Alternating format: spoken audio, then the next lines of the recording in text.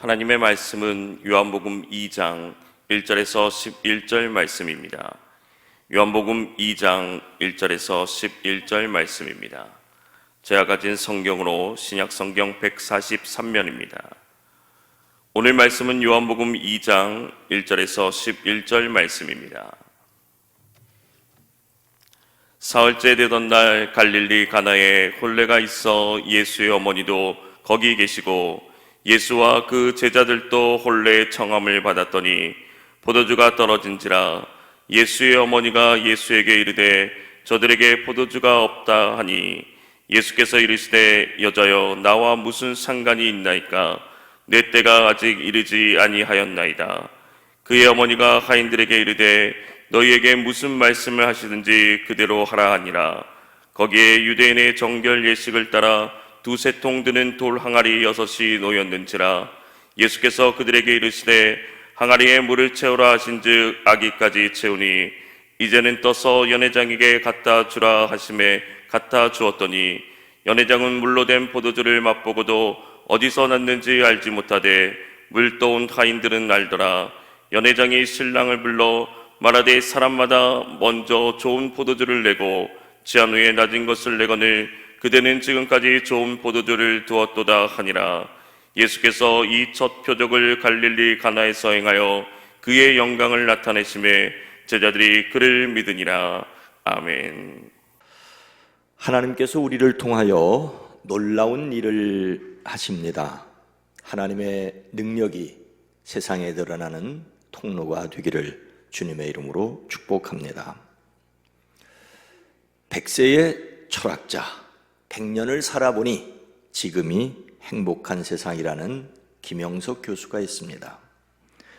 최신간 기독교 아직 희망이 있는가를 내셨답니다. 알리는 내용이 떴는데 아직 손에 쥐지는 못했고 예약 중입니다. 이 책을 알리는 글에 의하면 100년 후에도 희망이 되는 기독교를 위해서라는 부제가 붙었습니다. 이런 내용도 있습니다. 모든 교회와 기독교 공동체는 안으로 문을 닫고 사는 폐쇄성에 빠져서는 안 된다라고. 기독교와 크리스천에 대한 평가는 교회 안에서 우리끼리 내리는 것이 아니다. 사회가 평가해 주어야 한다라고. 다른 종교인들이 그리스도인들을 높이 평가하며 사회의 일꾼과 지성인이 고맙게 여길 수 있는 기독교가 되어야 한다라고. 이런 면에서 김영석 교수의 신앙을 열린 신앙이라고 합니다. 그는 열심히 책을 읽었는데 무신론 철학자들의 책과 종교와 기독교를 비판하는, 거부하는 책들도 읽었습니다. 다양한 독서를 통하여 인간과 사회에 대한 눈을 뜨게 되었다고 합니다.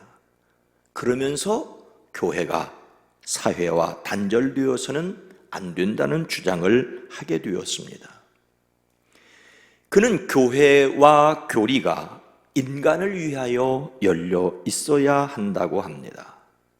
예수님은 하나님을 사랑할 뿐만 아니라 이웃, 즉 인간도 사랑하라고 가르치셨는데 교회는 하나님 사랑을 위한 교리를 내세워 인간의 삶을 억제고 있다라고 말합니다. 이렇게 개혁적인 김영석 교수의 신앙이 조금도 이상하지 않은 이유가 무엇일까요? 우선 오늘 본문 말씀으로 들어가겠습니다. 예수님께서 제자들과 함께 갈릴리 가나의 혼인잔치에 참석하셨습니다. 예수님의 어머니 마리아도 거기 함께 계셨습니다. 누구의 결혼식인지는 알 수 없지만 가까운 친척이었을 것입니다. 세베대의 아내이자 야고보와 요한의 어머니는 예수님의 어머니 마리아와 자매지간으로 여겨집니다. 예수님 당시의 결혼 상대는 자녀들이 어렸을 때 부모에 의하여 정해지는 경우들이 많았습니다. 그러나 총각이 처녀의 집에 찾아가 여자의 부모에게 감사의 의미로 상당한 액수의 돈을 드리고 나서야 정식으로 결혼을 약속한 사이가 됩니다. 이때부터 법적으로 부부나 다를 바 없습니다. 이미 상당한 돈을 지불하였기 때문일 것입니다. 이렇게 약혼식을 하면 결혼 준비를 끝내고 데리러 오겠다고 약속하고 신랑은 자기 집으로 돌아옵니다. 이 기간은 대략 1년에서 2년 정도입니다. 결혼 날짜를 정하는 것은 신랑의 아버지입니다. 아들이 결혼하여 살 집이라든지 모든 것이 준비되면 아버지는 아들에게 가서 아내를 데려오라고 합니다. 이 기간 동안 신부도 신랑을 맞을 준비를 하고 기다립니다. 신부집에서는 신부를 데리러 온 신랑과 집을 떠날 딸을 위해 간단한 잔치가 있을 수 있습니다. 신랑은 신부를 데리고 자신이 준비한 집으로 돌아와 결혼 예식을 치릅니다. 결혼 예식이 끝나면 잔치가 시작되는데 그 잔치는 7일 동안이나 계속되었습니다. 하지만 7일이 되지 않아도 포도주가 동이 나면 잔치는 끝이 나게 됩니다. 제가 어렸을 때 큰 형님의 결혼식을 보았습니다. 형수가 이웃 동네 분이신데 신부집에 가서 결혼식을 하고 우리 집에 와서 잔치를 하였습니다. 잔치 전부터 돼지를 잡고 떡을 치며 준비하던 모습. 잔칫날이 지나고도 며칠 동안을 동네 사람들과 친척 그리고 손님들이 오셔서 대접하는 모습. 그 모습을 보면서 어린 제 마음에 이러다가 우리 거지 되는 거 아니야? 하며 괜한 걱정을 했던 기억들이 있습니다. 유대인들은 야곱이 레아와 라헬을 아내로 맞아들일 때 각각 7일씩 잔치했던 것처럼 7일 동안 잔치를 하였으니 그 준비할 것이 얼마나 많았겠습니까? 7일이 못 되어도 포도주가 떨어지면 잔치를 끝내야 하는데 이것은 오신 손님들에 대한 예의가 아니었습니다. 제대로 준비하지 못한 잔치라고 손가락질을 받을 수 있었습니다. 그런데 예수님과 제자들도 초대받은 그 잔치에 포도주가 떨어졌습니다. 이것을 예수님의 어머니가 가장 먼저 알았다는 것은 마리아가 이 집 주인과 가까운 친척임을 짐작하게 합니다. 마리아는 예수님께 포도주가 떨어졌다고 말합니다. 새로운 인생을 출발하는 신랑과 신부를 축하하는 잔치의 흥이 깨지게 되었습니다. 당시 랍비들은 포도주가 없으면 기쁨이 없다라고 말했을 정도로 잔치에서 포도주는 필수품이었습니다.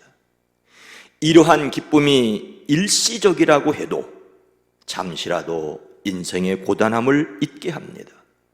무엇보다도 영원한 하늘 잔치를 미리 맛보는 기회였습니다. 그런데 며칠째인지 포도주가 동이 났으니 이제 잔치는 아쉽게 끝나게 되었습니다. 마리아가 예수님께 포도주가 떨어졌다라고 말한 데는 안타까움이 배어 있습니다. 이에 예수님은 여자여 나와 무슨 상관이 있나이까? 내 때가 아직 이르지 아니하였다라고 말씀하십니다. 이것은 거칠고 무례한 말이 아닙니다. 마리아는 하인들에게 무엇이든지 그가 시키는 대로 하세요라고 말한 것으로 보아 그것을 알 수 있습니다. 그리고 예수님은 행동하셨습니다. 예수님은 뭐라고 말씀하십니까? 7절과 8절 말씀입니다. 예수께서 그들에게 이르시되 항아리에 물을 채우라 하신즉 아귀까지 채우니 이제는 떠서 연회장에게 갖다 주라 하심에 갖다 주었더니, 예수님께서 그곳에서 일하는 사람들에게 말씀하셨습니다. 이 항아리에 물을 채워라. 그래서 그들은 항아리마다 물을 가득 채웠습니다. 또 그들에게 말씀하십니다. 이제 떠서 잔치를 맡은 이에게 갖다 주어라. 이번에도 그들은 그대로 하였습니다. 성경은 그들이 어떤 말을 하였는지 전혀 기록하고 있지 않습니다. 그 집에 당장 필요한 것은 물이 아니라 포도주였습니다. 그런데 당장 필요하지도 않은 일을 시키고 바로 이어서 그 물을 떠서 잔치를 맡은 이에게 가져다 주라는데 그들은 아무 말도 하지 않았습니다. 제 생각에는 그들이 아무 말도 하지 않은 것이 아니라 그들의 아무 말도 성경은 기록하고 있지 않습니다. 중요한 것은 예수님이시기 때문입니다. 예수님께서 어떤 일을 하신 것입니까? 9절 전반절 말씀입니다. 연회장은 물로 된 포도주를 맛보고도 어디서 났는지 알지 못하되 물도운 하인들은 알더라. 연회장은 집 주인이 아니라 집 주인에게서 잔치를 주관하도록 부탁을 받은 사람입니다. 제가 어릴 때 보니 잔치에서 과방을 맡은 분이 있었습니다. 이분이 음식을 적절하게 공급하는데 오시는 손님들을 보아가며 음식을 내보내는 일을 합니다. 모자라는 음식을 미리 준비하게 하고 다른 것으로 대체하기도 하는 것을 보았었습니다. 여기서 연회장은 포도주가 떨어져 가는 것을 보고 주인에게 포도주가 더 없냐고 물었던 차였습니다. 그 집 하인들은 물로 된 포도주, 아니 포도주로 변한 그 물을 가지고 그에게로 갔습니다. 연회장은 새로 가지고 온 포도주를 맛보고 그 맛에 감탄하여 신랑을 칭찬하였습니다. 하지만 그는 모르고 있었습니다. 예수님이 기적을 행하십니다. 우리가 기적이라고 부르는 것은 자연 법칙이 잠시 정지되는 것입니다. 자연 법칙은 물은 물이고 포도주는 포도주입니다. 그런데 하나님이 만드신 이 자연 법칙을 이리저리 헝클어 놓으면 큰일 납니다. 사람의 힘으로 자연 법칙을 조작하려는 것이 엄청난 재앙을 가져올 뿐임을 우리는 요즘 코로나19를 통하여 보고 있습니다. 우리는 자연 법칙을 존중하고 다만 그 법칙을 활용하는 것이어야 합니다. 그러나 하나님께서 특별한 목적을 위하여 아주 잠깐 그것을 정지하실 수 있다는 것을 저는 믿습니다. 하나님이 만드신 법칙이니 하나님이 잠깐 정지하실 수 있습니다. 그러나 사람은 자연의 법칙을 발견하고 활용해야 한다는 면에서 과학적이어야 합니다. 예수님이니까 하나님의 목적을 위해 사람의 생각에 놀라운 일을 하십니다. 놀라운 일을 하시는 하나님을 소망하시기를 주의 이름으로 축복합니다. 예수님께서 기적을 일으키신 목적은 무엇입니까? 사람들은 예수님의 기적에 어떤 반응을 보였습니까? 9절 후반절과 10절 말씀입니다. 연회장이 신랑을 불러 말하되 사람마다 먼저 좋은 포도주를 내고 취한 후에 낮은 것을 내거늘 그대는 지금까지 좋은 포도주를 두었다 하니라. 연회장은 떨어져가는 포도주를 보면서 이제 잔치를 끝내야 하겠다고 생각하였을지 모릅니다. 그런데 하인들이 어디서인가 포도주를 가지고 왔습니다. 연회장은 그 맛을 보고 나서 깜짝 놀라 신랑을 불러 이렇게 말합니다. 누구든지 먼저 좋은 포도주를 내놓고 손님들이 취한 뒤에 덜 좋은 것을 내놓는데 그대는 이렇게 좋은 포도주를 지금까지 남겨두었구려. 여러 해 전 처음에는 진짜 양주를 팔다가 손님이 술에 취하면 진짜 병에 담은 가짜 양주를 내는 방법으로 폭리를 취했다는 신문 기사를 읽은 적이 있습니다. 저와 상관없는 일이지만 이것이 세상의 인심인가 봅니다. 같은 내용의 이야기를 2000년 전에 기록한 성경에서 읽다니 사람이란 존재에 대하여 놀랍지도 않습니다. 과연 예수님은 세상의 인심과 다른 선심을 보여주기 위하여 이런 일을 행하셨을까요? 어느 잔치집의 흥이 깨지지 않기 위해서 이런 일을 하신 걸까요? 오늘 말씀이 이 이야기를 전하고 있는 이유가 무엇입니까? 11절 말씀입니다. 예수께서 이 첫 표적을 갈릴리 가나에서 행하여 그의 영광을 나타내심에 제자들이 그를 믿으니라.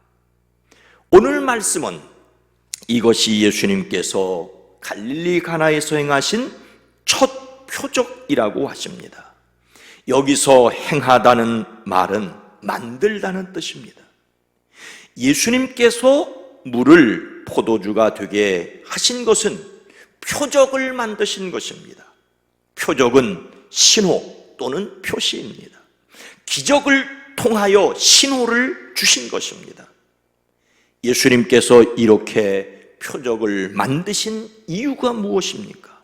그것은 자기의 영광을 드러내기 위해서입니다.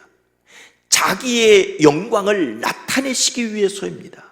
나타내다는 말은 명백하게 보이게 드러내는 것입니다. 예수님께서 물로 포도주를 만드신 것은 무엇인가를 분명하게 드러내 보여주시기 위해 하신 것입니다. 그것은 다른 것이 아니라 바로 그의 영광, 예수님의 영광입니다. 우리가 여기에서 깊이 생각해야 할 것은 바로 영광입니다. 성경은 하나님의 영광에 대하여 말씀하시기 때문입니다. 여기에서 영광은 가장 아름다운 상태, 가장 고귀한 상태를 가리키는 말로 거룩, 위엄, 장엄, 탁월, 존귀 등등의 뜻을 담고 있습니다. 영광은 바로 하나님의 속성입니다. 오늘 이 말씀은 하나님의 속성을 드러내셨다라고 말하고 있습니다. 요한복음은 말씀을 시작하며 예수님을 가리켜 태초에 말씀이 계시니라, 이 말씀이 하나님과 함께 계셨으니 이 말씀이 곧 하나님이시라고 했습니다. 그리고 나서 말씀이 육신이 되어 우리 가운데 거하심에 우리가 그의 영광을 보니 아버지의 독생자의 영광이요 은혜와 진리가 충만하더라고 했습니다. 예수님은 태초부터 계신 하나님이실 뿐만 아니라 사람이 되어 세상에 오셔서 하나님을 드러내 보여주셨습니다. 사람들은 예수님에게서 하나님의 영광을 보았습니다. 물로 포도주를 만드신 것은 자신이 바로 하나님이시라는 것을 드러내 보여주는 신호였습니다. 예수님께서 자신의 신적인 능력을 스스로 입증하여 보이신 것입니다. 오늘 말씀이 이것을 표적이라고 말하는 것은 포도주가 떨어진 잔치집을 도와주거나 사람들의 필요를 채워주기 위한 것이 아니라는 것입니다. 사람들을 깜짝 놀라게 하려는 행동도 아닙니다. 이것은 바로 예수님이 누구신가를 보여주는 것입니다. 성경의 관심은 이런 일을 하시는 분이 누구신가를 말씀하시는 것입니다. 기적은 예수님 자신이십니다. 예수님께서 혼인잔치에서 물이 포도주로 변하는 표적을 만드신 것은 자신을 나타내시기 위해서입니다. 물이 포도주가 되었다는 것은 기적을 보여주려는 것이 아니라 하나님이 사람이 되어 이 세상에 오셨다는 것을 보여주는 표적입니다.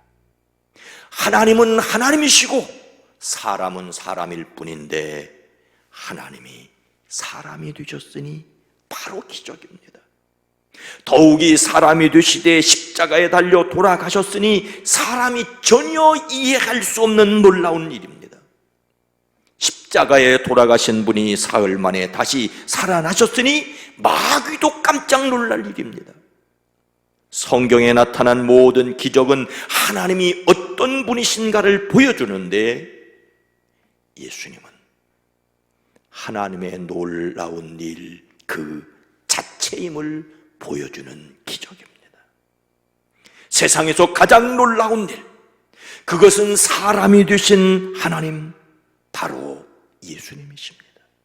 우리는 이 예수님을 통하여 하나님께로 나아갑니다. 예수님께서 물이 변하여 포도주가 되는 것으로 자신을 보여주는 표적을 만드신 이유가 무엇입니까? 다시 11절 말씀입니다. 예수께서 이 첫 표적을 갈릴리 가나에서 행하여 그의 영광을 나타내심에 제자들이 그를 믿으니라. 예수님은 표적을 만드셨습니다. 자신의 영광을 나타내셨습니다. 그리고 제자들이 예수님을 믿었습니다. 예수님께서 표적을 행하신 것과 영광을 나타내신 것과 제자들이 예수님을 믿게 된 것은 서로 연결되어 있습니다. 예수님께서 표적을 만드신 이유는 자신이 누구인지를 보여주시는 것이고, 그 결과는 예수님을 믿는 것입니다. 제자들이 예수님을 믿었습니다. 믿다는 말은 무엇인가를 신용하는 것입니다. 믿다는 것은 참되다고 생각하는 것이고, 설득이 되어 자기 자신을 맡기는 것입니다. 예수님께서는 이런 일을 하시든 하시지 않든지 간에 하나님이십니다. 그런데 이런 일을 하신 것은 사람으로 믿을 수 있게 하시기 위해서였습니다. 사람들이 보고 믿게 하려고 이런 표적을 만드셨습니다. 그런데 또 놀라운 것은 사람들은 보고도 믿지 못하고 듣고도 믿지 못한다는 사실입니다. 예수님은 사람들이 알아듣기 쉽게 하려고 비유로 설명했는데 어떤 사람에게는 수수께끼처럼 들렸습니다. 그래서 알아듣는 것도 믿는 것도 하나님의 은혜라고 하는 것을 알 수 있습니다. 오늘 본문 말씀 바로 앞에 예수님께서 빌립과 나다나엘을 만나 제자로 부르시는 이야기가 있습니다. 예수님께서 빌립을 만나 나를 따라오너라고 말씀하십니다. 빌립은 부르심을 받고 따랐을 뿐만 아니라 나다나엘을 만나 이렇게 말합니다. 모세가 율법책에 기록하였고 또 예언자들이 기록한 그분을 우리가 만났습니다. 이분은 나사렛 출신으로 요셉의 아들 예수입니다. 그때 나다나엘의 반응은 무엇이었습니까? 나사렛에서 무슨 선한 것이 날 수 있겠소? 빌립은 이 나다나엘의 말에 딱히 설명할 수 없었던지 와서 보시오 라고 했을 뿐입니다. 예수님을 믿는 것과 믿는 것을 설명하는 것은 다릅니다. 나다나엘 역시 예수님을 만난 후에야 랍비여 당신은 하나님의 아들이시요 이스라엘의 임금이로소이다라고 하였습니다. 이렇게 이미 예수님의 말씀을 듣고 예수님을 따르고 예수님을 고백한 제자들이 예수님이 만드신 표적을 보고 믿게 되었다는 것은 그들이 인간적으로 신뢰하는 것과 영적으로 믿는다는 것이 다르다는 것을 보여줍니다. 머리로 하는 것과 마음으로 믿는 것은 다릅니다. 이런 의미에서 예수님을 믿는다는 것은 은혜이자 기적입니다. 예수님을 믿음이 기적입니다. 오늘 말씀에서 우리가 주의 깊게 보아야 할 것은 제자들이 그를 믿으니라는 말씀입니다. 거기에는 수많은 사람들이 있었습니다. 물을 길어다 붓고 그것을 연회장에게 떠다 준 하인들이 있었습니다. 그것을 맛보고 세상 인심과 다르다는 것을 안 연회장도 있었습니다. 자기가 하지 않은 일로 칭찬을 받은 신랑도 있었습니다. 그런데 이 표적을 통하여 예수님을 믿은 사람들은 제자들 뿐이었습니다. 기적은 모든 사람에게 나타났지만 예수님을 믿은 사람은 제자들 뿐이었습니다. 이것이 그들에게 임한 하나님의 은혜였고, 또한 하나님을 믿고 예수님을 따르는 우리가 받은 은혜입니다. 가장 놀라운 기적은 바로 제가 예수님을 믿는다는 것입니다. 사랑하는 성도 여러분, 열린 신앙을 가졌다는 철학자 김형석은 앞에서 말씀드린 대로 지적 호기심에 수많은 책을 읽었다고 합니다. 기독교를 비판하거나 거부하는 무신론 철학자들의 책까지도 열심히 읽었습니다. 그런데 그런 책을 읽으면서 그들의 주장에 끌리기보다는 신앙적인 욕구를 더 강하게 느꼈다고 합니다. 이것은 그가 하나님의 은혜를 경험했기 때문이었습니다. 그는 중학교 1학년 때 참석한 부흥회에서 신앙을 확신했습니다. 그리고 열심히 기도하며 부흥회는 다 쫓아다녔습니다. 일본 유학 시절에는 성경책을 읽다가 너희가 나를 택한 것이 아니요 내가 너희를 택하여 세웠나니라는 말씀을 읽고 눈물을 흘리며 하나님을 아버지라고 부르게 되었습니다. 그리고 월북을 할 때, 그리고 수많은 체험을 통하여 하나님이 은혜로 자신을 선택하셨음을 믿었습니다. 많은 사람이 다른 사람의 책을 읽으면서 신앙을 잃기도 합니다. 특히 철학을 공부하는 사람은 어린 시절에 가졌던 신앙을 유지하지 못할 수 있습니다. 그러나 하나님 아버지에 대한 믿음, 그 하나님께서 자신을 은혜로 선택했다는 체험, 그 믿음은 그가 100세가 되도록 전혀 흔들리지 않게 하였습니다. 여전히 은혜라고 합니다. 개방적이면서도 흔들리지 않을 수 있는 것은 그 기초 때문입니다. 사람을 향한 개방과 하나님을 향한 보수는 하나입니다. 우리는 하나님께서 자신의 삶에서 일하심을 믿습니다. 이것은 기적을 믿는 것이라고 말할 수 있습니다. 가장 놀라운 기적은 바로 내가 하나님을 믿는 은혜를 받았다는 것입니다. 이 은혜 가운데 늘 굳게 서시기를 주의 이름으로 축복합니다. 거룩하신 하나님, 자비로우신 주님, 홍해가 갈라진 것보다도, 요단강이 멈추어 선 것보다도, 여리고성이 무너진 것보다도 하나님을 믿고 예수 그리스도의 그 십자가와 부활이 믿어지게 하시는 것이 가장 큰 기적임을 고백합니다. 죽을 수밖에 없는데 하나님을 알고 영원한 천국을 바라보게 하시니 감사합니다. 하늘에 이름이 기록되었으니 이 땅에 사는 동안 여기에서도 하나님 나라를 이루기 위하여 세상을 향하여 사랑을 펴는 우리 모두가 되어지게 하옵소서. 우리의 그리스도이신 예수님의 이름으로 간절히 기도드리옵나이다. 아멘.